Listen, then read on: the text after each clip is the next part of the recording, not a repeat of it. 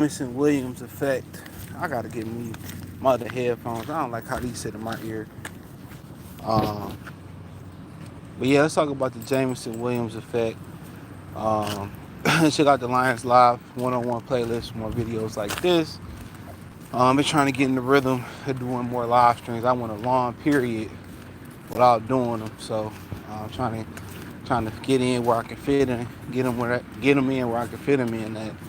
Um, but yeah, all the talks about I don't know what he uh, all the talks about Jameson Williams balling out in camp. I don't know what he crying about, and this earpiece does not want to stick in my ear. But all the talk about Jameson Williams balling out in camp, looking stronger, looking more explosive. Um, you know, is what Brad Holmes was betting on. Either Diamond Peoples Jones stepping up, Antoine Green stepping up, or Jameson Williams stepping up. And we got to remember, they moved up in the first round to draft Jameson Williams. Now, rumor was that they actually moved up to try to get Garrett Wilson from Ohio State. Which is funny is the simple fact. No, where's you going? Come on, go. No, that way. Don't cross the street. The dog hard headed, bro. Come on. But the thing about it was Garrett Wilson, Chris. No, why you want to get beat today? Garrett Wilson, Chris Olave, um, and Jameson Williams all was at Ohio State together. And I think maybe Njigbu was there too. It might have been another receiver. So J-Mo had to transfer to Alabama. And had Jameson Williams not tore his ACL, he probably would have been the first receiver off the board in the top 5. So that lets you know what type of talent Ohio State was working with and the type of speed they was working with as well. I think it was the receiver that played with the Seahawks right now. Is that I forget which receiver it is. I like him a lot though. But had he been healthy, he would have been the number 1 receiver off the board, most likely in the top 5. So, Jameson had to battle. Double tap the screen and like the video, so I appreciate the support. Jameson had to overcome ACL, and he had to overcome a disconnect with Jared Goff, and also lack of reps in college. He didn't get a bunch of college reps. He had one explosive year in which he played in college. He had one really, really good year. So people tend to forget that he didn't have a lot of a lot of reps in college neither. So in reality, he really just had a really good freshman year in college. That's the reality of it. So once you kind of put it in that perspective, really the NFL was really like his sophomore year, his junior year. And he got off on a bad foot, obviously with the ACL injury. Um, and then he had the suspension, and I was one of the people that said they shouldn't have brought him back coming off the injury. They shouldn't have played him his rookie year, but I'm glad they did, because then he had the little mini suspension. That was supposed to be 8 games for betting on a college football game from the team hotel, which to me is total garbage. I should be able to bet on other games, but I understand they don't want to open up. They don't want to open up Pandora's box, so I definitely understand that. But I swear I hate the way these headphones fit in my ear. Um, but yeah, you don't want to open up Pandora's box, so I get it. They reduced the suspension. What was the right thing to do? That I will say. And then last year, early in preseason, he had the hamstring injury. He had the drops in preseason. So a lot of people was kind of sour on him with the drops, the hamstring issue. He came back. But then right around that Denver game, he started to catch fire. He started to play with confidence. He started to catch the ball. And we hadn't heard he had any catch issues at Ohio State or Alabama. It's like Detroit drafted him, he couldn't catch the football. But you got to understand, Jamar Chase had problems catching the football in the NFL too. Remember, he said without the white line on the football, he was having problems tracking the football in the NFL. So it was an adjustment for him as well. So, when you make an adjustment coming off a major knee injury, which he probably never had a major knee injury before, you rehabbing, and then you don't have a lot of reps even at the college level. Then you get to the pro level, they trade up to get you. It's a lot of expectations. Come here. Come here.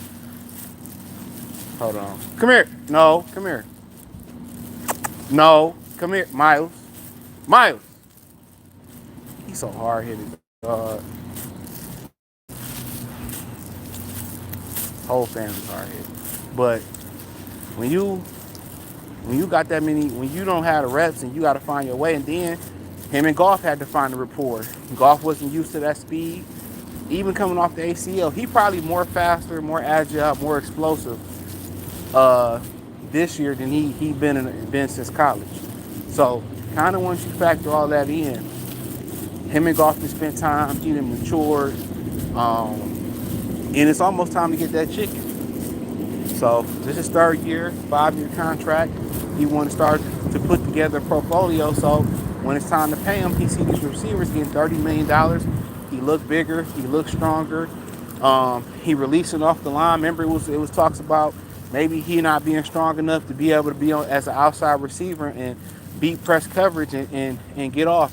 And a lot of times you got those receivers, those smaller receivers who have issues getting off the line of scrimmage, or who are great at getting off the line of scrimmage. A lot of those receivers, they use their speed and agility to beat bump coverage. Because once you miss them off the line of scrimmage, they gone. So when you got guys like Tyreek Hill, Jameson Williams, Garrett Wilson, Chris Olave, guys that can run, that can beat you off the line, if you miss them off the line of scrimmage, it's a wrap. That's why a lot of times they play cushion coverage. They play off, they play zone. Because once you press them off the line of scrimmage, if you don't jam them and get hands on them, they're going to run right by you. And if you're playing a cover 4, well, let's say a cover 2, they can find holes in the defense in which, once he beat you off the line, they can find them little holes between the safety and the linebacker, and they can beat you deep. So at the end of the day, he had to learn to release, because they couldn't, because really with St. Brown, he more of a slot receiver. He can win on the outside, but you can't just keep drafting all these slot receivers. That's why Josh Reynolds was so important, because Josh Reynolds can beat press coverage because his frame. You know what I'm saying? He can play on the inside too. So with J-Mo had to learn to beat coverage on the outside. And now he can beat coverage on the outside, that teams can't jam him off the line of scrimmage. Then it becomes very, very interesting, because now they're going to have to play him with cushion. And now they're playing with cushion. Now the number one question at that point is, can he catch the ball over the middle? Can he make the catches? Can he make the crosses? Can he make the drags, the slant catches over the middle? And to be honest, he really ain't built to make them catches like St. Brown over the middle. You know what I'm saying? But if he can make a couple of slants and he can get the ball in his hand, he could be dangerous. But he built to run flies, comebacks, But if he can run them deep ends and them over the middle routes, them slants and them crossing routes and deep crossing routes and drags, he gonna be pretty good. He gonna be pretty good.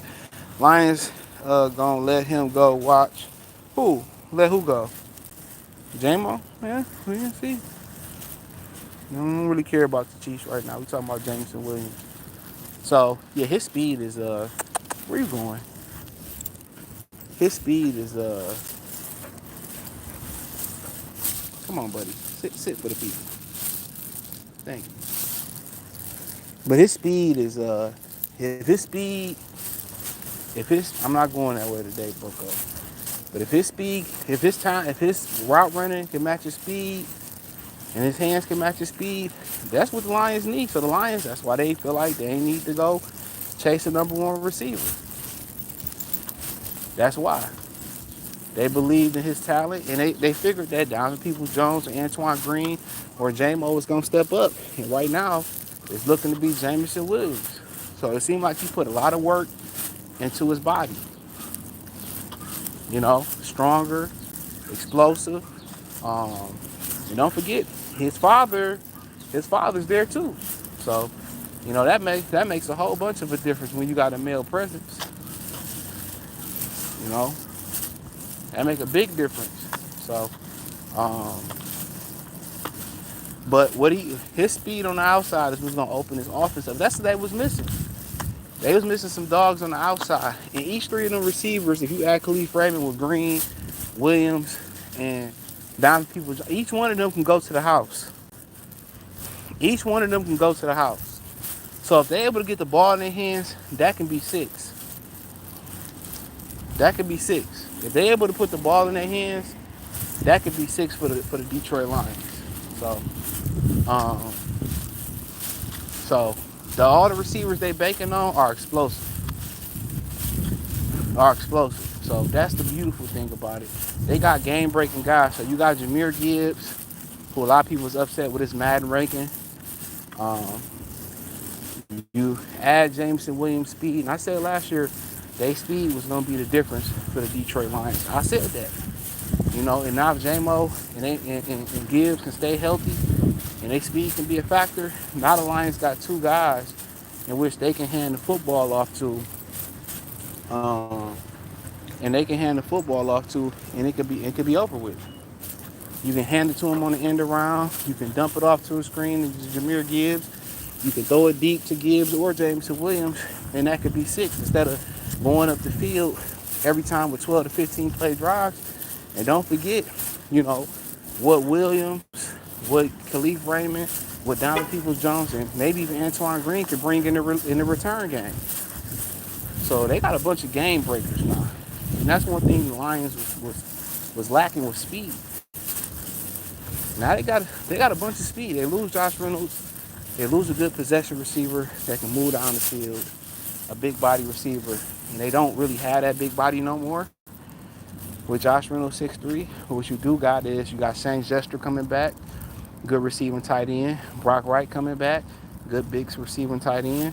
You got Sam Laporta coming back, big receiving tight end. So they got some tight ends that can line up on the outside and go get you a jump ball and be a red zone threat. And I think once you start talking about red zone threats too, St. Brown is a really good red zone receiver. The reason that is he's strong. He can win those jump balls and 50-50 balls. On top of that, he can go over the middle, and he's an excellent timing pattern receiver, and he's not scared to make those tough catches over the middle. So he one of them dudes that can do everything. He one of them dudes that can literally do everything from a receiver standpoint of view. And if Jameson Williams can bring the electricity to the receiving core, and they can get something out of Donovan Peoples-Jones and Antoine Green, to both of them, because you know what you're going to get from Raymond. For the most part, you know what you're going to get from St. Brown. I think the Lions offense, I think they got a couple of dimensions that they can open this year that they didn't have last year. And the dimension is obviously the game breakers and the speed that they possess with the three receivers that they really promoting. Donovan Peoples-Jones really being promoted from a guy that came in the middle of the year, didn't learn the offense, but now he's going to get a real opportunity on the outside. Antoine Green basically redshirted. He was active, didn't put him on the practice squad because they knew somebody was going to sign the talent. So they believed in his talent. Brad Holmes talked about him on the 97 won the ticket.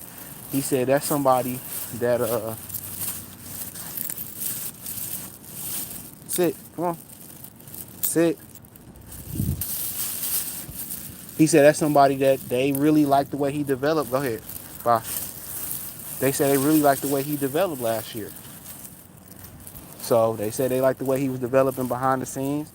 So like I said before, now they got an explosive receiving core to go with Jahmyr Gibbs, to go with a St. Brown.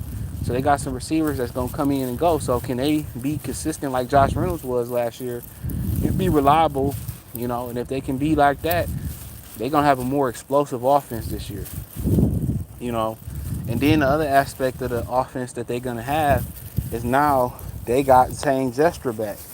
With Zestra coming back, he's a very, very big threat at receiving tight end, especially in the red zone. He's like the receiving version of Laporta.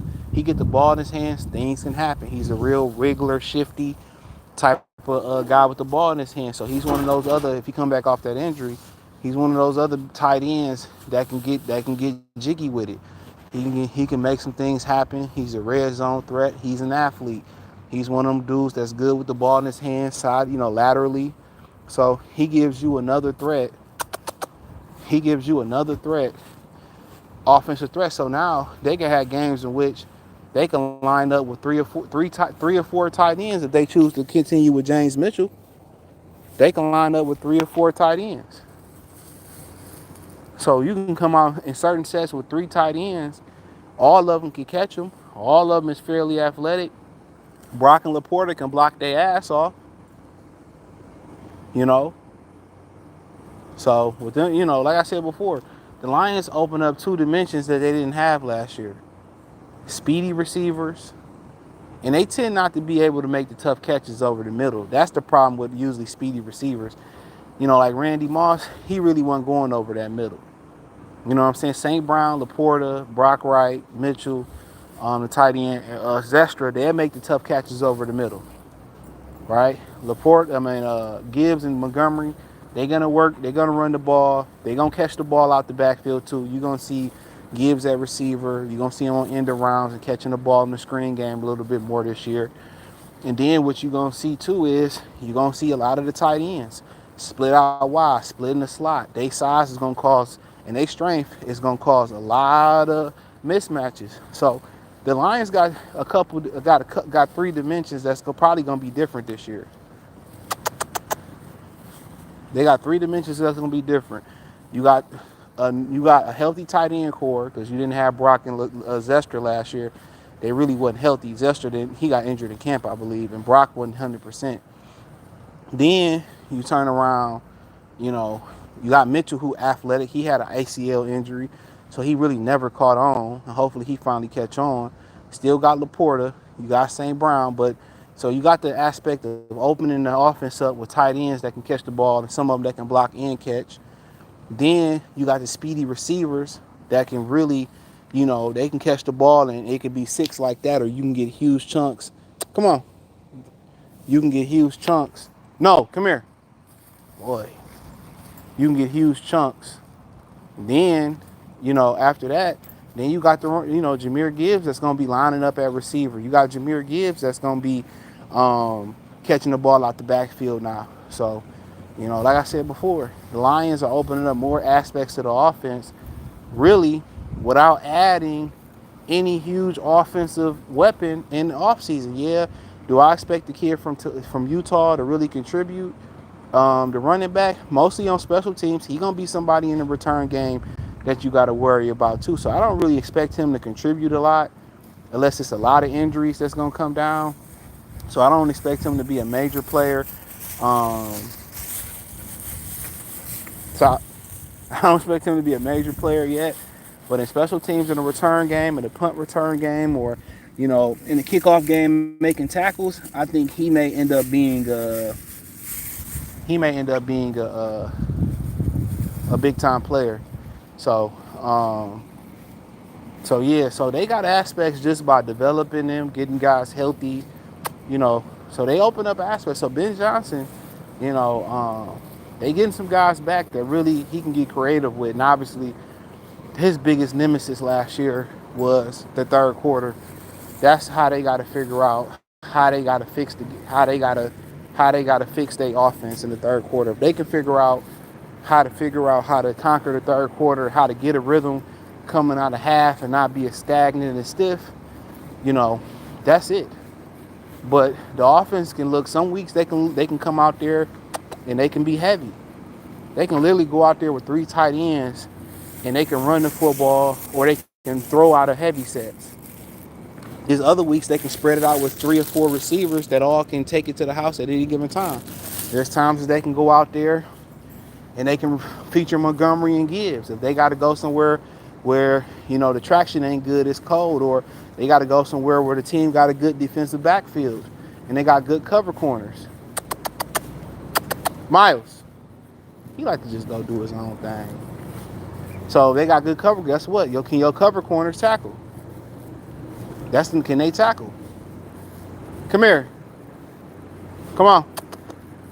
Can your corners tackle? That's the number one thing. So they can play ground and pound. They can play spread it out. They can pass. And the thing about heavy sets, and I don't know how many of y'all play Madden. Come here. I don't know how many of y'all play Madden. I might get it this year. I doubt it. I ain't got college this year. I just get college to play for fun. I might grab it. But the thing about heavy sets, when you can get an offense with heavy sets, they don't know if you're running or throwing. And if you got 2 or 3 good tight ends out there and you can run and throw out a heavy set from under the center, you can do a lot out that offense, especially if you got a back that can catch it too. They don't know if you're running or throwing it. So that's why in Madden, I always kind of kept a playbook with some good heavy sets, whether it be twin eye formations, eye tight with 1 receiver, may have been single backs, may have been 3 tight ends, 1 receiver, 2 tight ends, 2 receivers, 1 back, whatever, 12 personnel, whatever you want to call this stuff.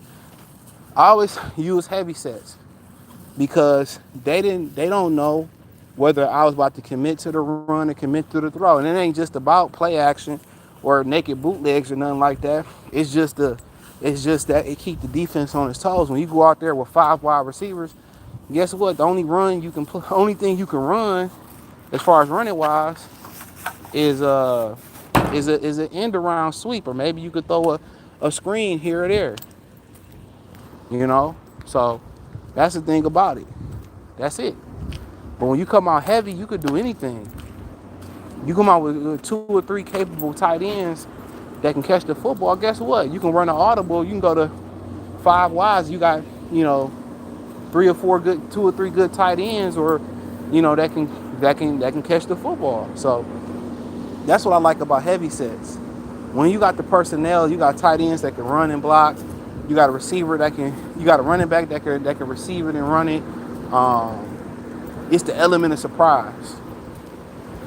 You keep everybody on their toes. You keep everybody on their toes. So he got to respect the run.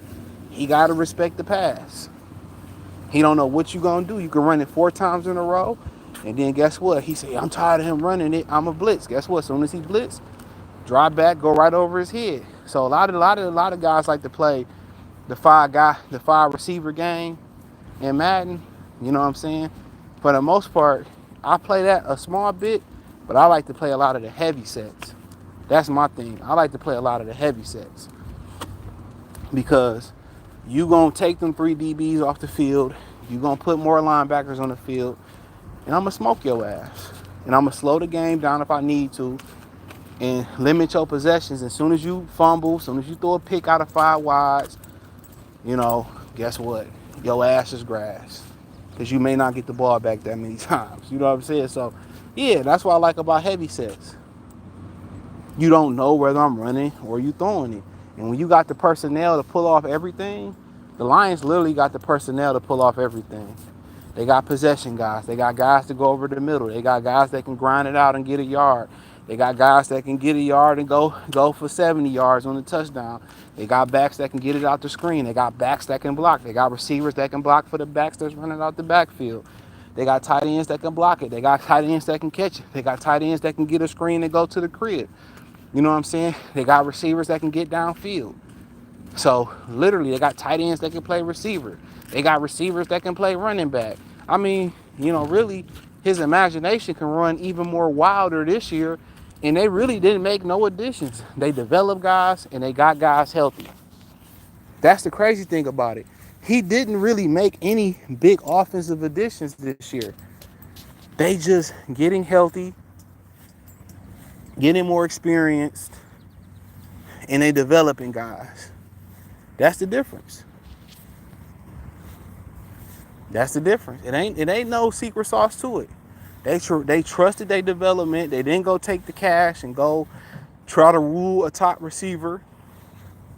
They trusted the ability to develop they players. You know, they trusted their ability to develop their players. So you gotta love it. He said he hella strong too. You can tell, yeah, you can tell he been putting in that work. J-Mo looks strong. Yeah, Dan Campbell, you know, the leader. One thing Matt Patricia didn't have, and you'll notice this in life too. You got a lot of smart people are social outcasts. I don't know if y'all seen it. I always speak about this. The social network movie about Mark Zuckerberg. He was just he was a social outcast. You know, and he really was jealous of his boy Eduardo because Eduardo was a very socially good guy.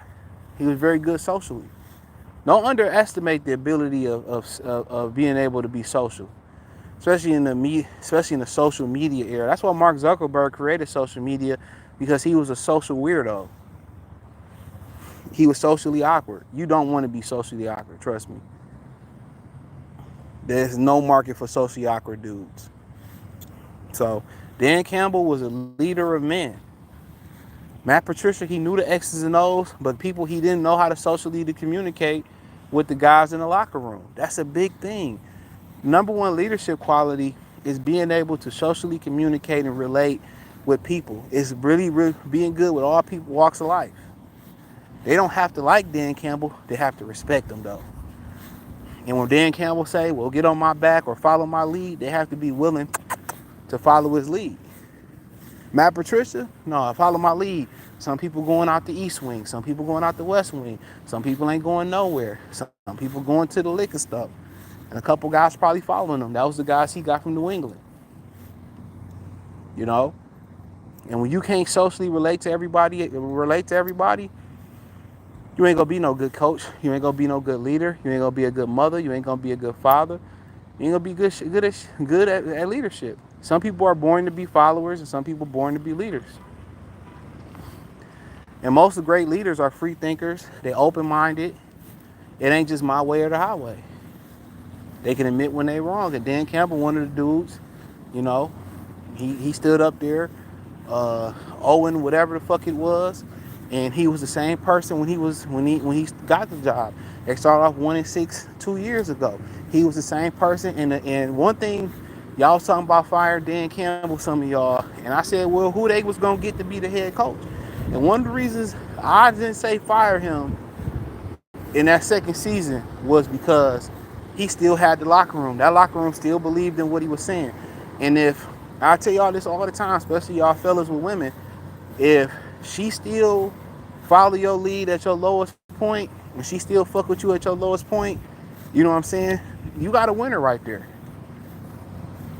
You know, if you fall off and you have some trouble, you hear about that comedian that said, you know, he was on his deathbed and his girlfriend left him on his deathbed and went to go, you know, find another husband. That's fucked up. But, you know, God showed him that for a reason. So, you know, Tupac had a famous line. I believe it was on, what was his last video he shot? With Casey and JoJo, or is it Jodeci? I think it was love the way you tossed it up. He said that who can you trust? Only time will reveal. He said that. Who can you trust? Only time will reveal. That was some of the realest shit I heard in the rap song, because that's true. You don't know who you can trust until time reveals it. So, you know, at the end, no, you don't. You don't know who you can trust until the time comes. And with Dan Campbell, they was tested early. And when them guys continued to follow Dan Campbell through all the losing, I knew, in my opinion,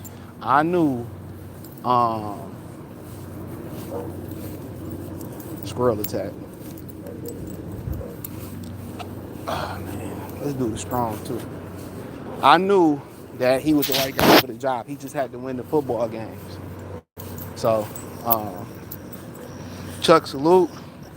King Salute. He said, "I'll bust your way." Oh yeah, I ain't played Madden competitively like in 3 years. Bro, I buy it, play it for like 5 seconds, and it just sit on my entertainment system. Real talk. Yeah, that shit been trash for years. They give me every year though. Yeah, that shit been trash for years. Like PS2 days was the last good Madden. Real talk. The PS3 days was the last good Madden. They just throwing anything out. It ain't even good no more. But if I really took time to play it, I'll fuck you up. I ain't gonna lie, I ain't shit in 2K no more. I don't know what they did with 2K. You gotta hit the, you gotta do too much to play 2K. It's more of a RPG now with my player and shit. He said the dog days of summer. Yeah, summer is ass. I really ain't enjoyed summer in many, many years. Maybe when I used to club, summer used to be fun. I heard the club scene ain't even shit no more. So I really don't care for summer no more. As I got older, it more came about fall, football season, you know, other shit, apple orchards and shit, Halloween movies, cuddling with hoes and shit. You know how it go. He said fullback. He said, "What's good? What's going on, Gregory?" That's what it became about. But we almost at football. I think the Hall of Fame game Thursday. You know, Pink Nails ain't playing. The Bears ain't gonna play their starters. Like y'all sorry in the bitch anyway. Play y'all players. They be killing me. I can't stand the Packers. No, excuse me. I really don't give a fuck about them. But I can't stand the Cowboys and I can't stand the Care Bears. Can't stand either one of them. Be a cold in hell. Unless the Lions need them to win a game to get in somewhere. That's about it. I can't stand them. The Packers, I mean, shit, it is what it is. I used to fuck with old Welfare Brett. Welfare Brett.